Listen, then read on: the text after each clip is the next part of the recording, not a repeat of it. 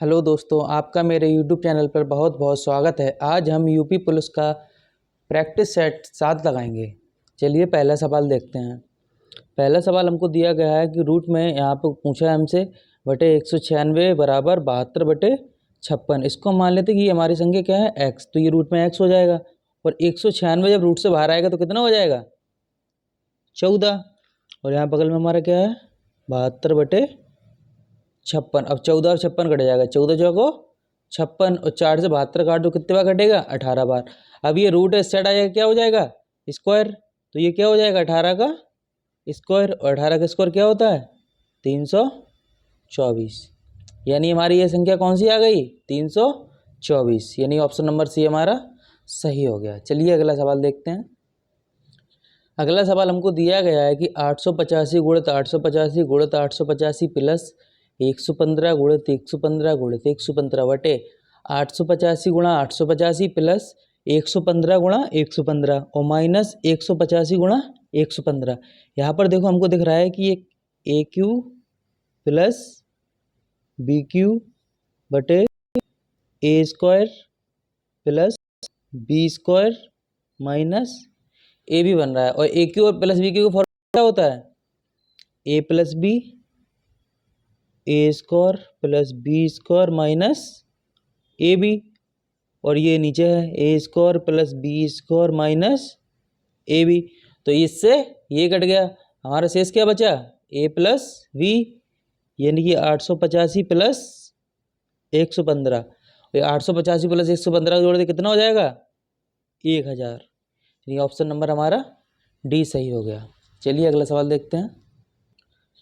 अगला सवाल हमको दिया गया है कि √5 माइनस √3 बटे √5 प्लस √3।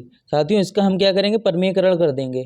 तो माइनस √3 बटे प्लस √5 प्लस √3, इससे हम कर देंगे परमीकरण। ठीक है, तो क्या हो जाएगा, √5 माइनस √3 बटे √5 माइनस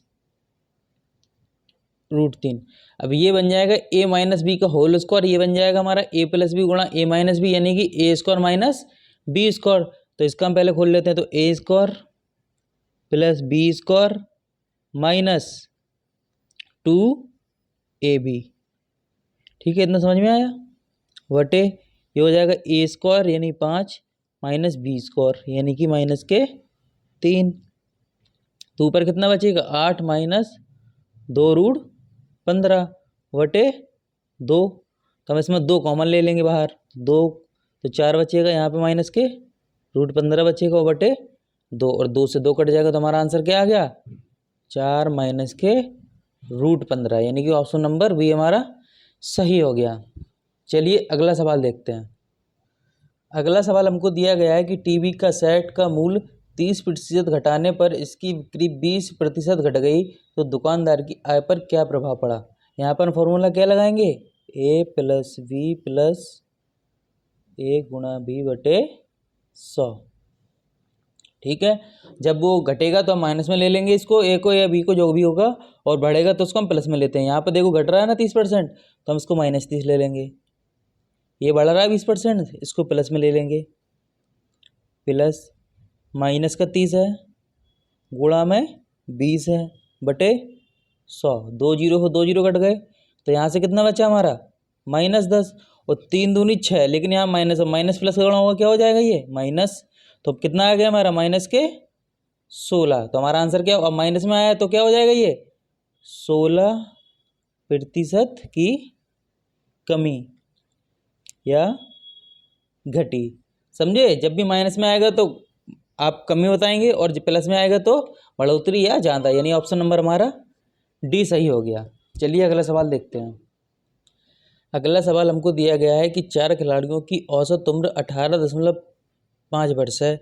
अगर कोच की उम्र भी इसमें शामिल की जाए तो औसत उम्र 20% बढ़ जाती है। तो कोच की उम्र ज्ञात करो।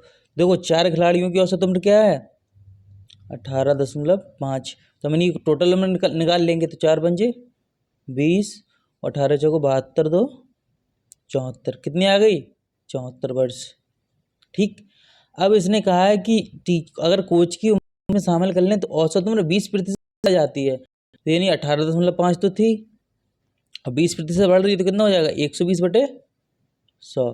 तो 6 से काट देंगे, 20 छक्का 120, 20×5 100 और 5 तिया 15, 5 सत्ते 35, 7 छंग 42, 36 18 और 4 22। यानी अब कितनी हो गई 22.2। तो 5 लोगों की उम्र कितनी है 22.2। तो इसको गुणा कर लेंगे, 5 दूनी 10, हासिल का 1, 22 पंचे 110 और 1 111 वर्ष। अब 4 लोगों की है 74 वर्ष और कोच की मिला के कितनी है टोटल 111 वर्ष। तो कोच की उम्र क्या हो जाएगी, कोच की उम्र 111 माइनस 74, और 11 में से 4 जाए कितना बचेगा हमारा 7, और 11 में से 8 जाएगा कितना बचेगा 37। यानी हमारी कोच की उम्र कितनी निकल के आ गई 37 वर्ष, यानी ऑप्शन नंबर डी। अगला सवाल हमको दिया गया है कि रूट 1 + 27/169 बराबर 1 + x/13। तो हम देखो इसका क्या ले लेंगे एलसीएम, तो कितना आ जाएगा 169। तो यहाँ पे 169 आ जाएगा प्लस 27 बराबर में 1 + x/13। अब जब हम इसको जोड़ेंगे तो ऊपर कितना हो जाएगा, ये हो जाएगा 196। ठीक है बटे 169 बराबर 1 + x/13, और 196 का वर्गमूल कितना हो जाएगा 14, और 169 का 13, और एक इस साइड प्लस में इस साइड आया क्या हो जाएगा ये माइनस में। तो यहाँ पर कितना बचेगा हमारा x/13। तो अब x/13 हमारा कितना आ जाएगा, यहाँ पे एलसीएम आ जाएगा इसका 13, यानी 14 - 13 13, 13 से 13 कट गया, हमारा x बराबर 14 में से 13 जाएगा 1, यानी x का मान हमारा 1 आ गया, यानी ऑप्शन नंबर ए हमारा सही हो गया। चलिए अगला सवाल देखते हैं। अगला सवाल हमको दिया गया है कि 37 सही 1/2 में कितने 1/8 हैं। तो इसको हम लिखेंगे 37 दूनी 74 और 1 75/2 में हम अगर 1/8 से भाग कर देंगे तो हमको पता चल जाएगा कितने हैं। तो 75/2, ये 8 नीचे ऊपर चला जाएगा, तो 2 चौके 8 और 75 में जब आप 4 का गुणा करेंगे 5 20 और 7 चौके 28 और 2 30। तो 37 बटे 2 में 1/8 हैं, यानी ऑप्शन हमारा ए हो गया। अगला सवाल देखते हैं। अगला सवाल हमको दिया गया है कि 13 परिणामों का औसत 68 है, पहले 7 का औसत 63 है और आखिरी 7 का औसत 70 है। तो 7वां परिणाम ज्ञात करो। तो 13 का औसत कितना है 60, 13 का टोटल योग निकाल लेंगे कितना हो जाएगा 13 अट्ठे 104, 13 छः 78 और 10 88, यानी कि 884। और पहले 7 का 63 है तो हम इसका भी योग निकाल लेंगे, पहले 7 का 63 है और तो इनका टोटल 7 या 21, 7 6 42 और 2 44, और अंतिम 7 का 70 है, तो अंतिम 7 का 70 है, यानी कि 490। बस हम इन दोनों को जोड़ के ये घटा देंगे, तो 490 प्लस 441 में से हम 884 घटा देंगे, तो ये कितना हो जाएगा 1 और 9 4 13, 4 दूनी 8 और 1 9 माइनस के 884, और 11 में फिर 4 जाएंगे क्या बचेगा हमारा 7, और 13 में से 9 जाएंगे कितना बचेगा 4। तो यही हमारा ऑप्शन आंसर आ गया, यानी कि ऑप्शन नंबर ए। तो हमारा 7वां परिणाम क्या हो गया 47। चलिए अगला सवाल देखते हैं। अगला सवाल हमको दिया गया है कि 2 अंकों वाली संख्या पर 2 अंकों वाली संख्या में 18 जोड़ने पर उस संख्या अंक वापस में बदल जाते हैं, तो अंकों का गुणनफल 8 तो संख्या ज्ञात करो। देखो पहले तो हम देखेंगे किन किन संख्या का गुणनफल 8 आ रहा है हमारा, ठीक है। तो ऑप्शन से ट्राई करेंगे इसको हम। 4 दूनी 8 इसका हो रहा है, 3 दूनी 6, यानी हमारा ये ऑप्शन गलत हो गया। 8 एकम 8 इसका भी 8 आ रहा है, ठीक है।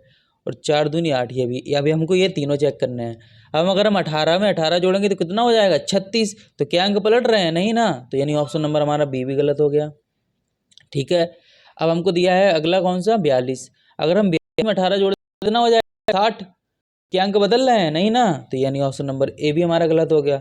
लेकिन अगर हम 24 में 18 जोड़ देंगे तो ये कितना हो जाएगा 42। अब देखो ये अंक बदल गए ना, 4 पीछे था आगे आ गया और ये यहाँ पे था यहाँ आ गया, तो ऑप्शन नंबर हमारा क्या सही हो गया ऑप्शन नंबर डी। इस तरह के सवालों को आप कोशिश करना कि आप ऑप्शन से ही ट्राई करें। चलिए अगला सवाल देखते हैं। अगला सवाल हमको दिया गया है कि एक की जनसंख्या किसी महामारी 5% जनसंख्या की किसी महामारी में मृत्यु हो गई और बची संख्या में से 8% घबराकर कस्बे को छोड़कर चले गए। यदि कस्बे की कुल जनसंख्या 88,274 है तो शुरुआत में कस्बे की जनसंख्या कितनी थी। चलिए इस सवाल को हम सॉल्व करते हैं। तो देखो, एक कस्बे की 5% जनसंख्या महामारी में मर गई। हमने मान लिया जनसंख्या x थी। अगर 5% मर गई तो बचेगी कितनी, 95%। और बची जनसंख्या में से 8% घबरा कर चले गए। अब बची है हमारी अपने आप में 100% हो चुकी है। अब इसमें से 8% घबरा कर चले गए तो हमारा कितना बचेगा। अब ये 92%। ये कितना है 88,274। तो हम x का मान निकाल लेंगे। इसको हम 88,274, ये 100 ऊपर चले जाएंगे दोनों, और 95 और 92 नीचे आ जाएंगे। इसको हम पहले 4 से डिवाइड कर देते हैं। 4 दूनी 8 और 4 दिया 12। ये कट जाए कितनी बार, 25 बार। इसको हम 5 से डिवाइड करते हैं, 19 और ये 20 बार। अब 19 से ये काटते हैं। देखो 19 चौको 76, बचेगा कितना 12 और 122।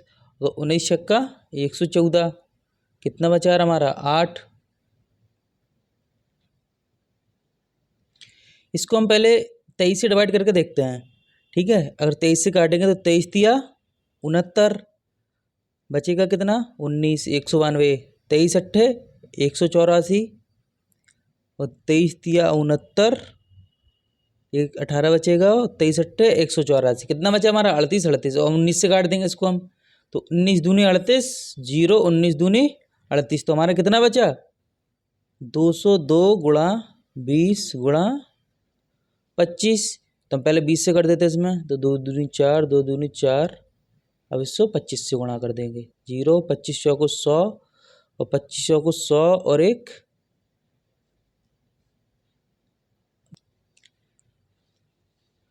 तो हमारा जब 4040 में हम 25 का गुणा करेंगे तो कितना हो जाएगा, ये हो जाएगा 10, 1,01,000। यानी ऑप्शन नंबर हमारा बी सही हो गया। चलिए अगला सवाल देखते हैं।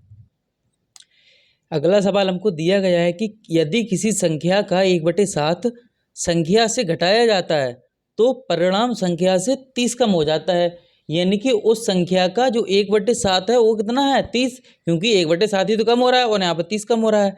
यानी कि तुमको पता चलेगा कि किसी संख्या का 1/7 का मान कितना है 30, तो वो संख्या कितनी हो जाएगी 7 या 21, यानी कि 210। इतना आसान था, यानी ऑप्शन नंबर हमारा डी सही हो गया।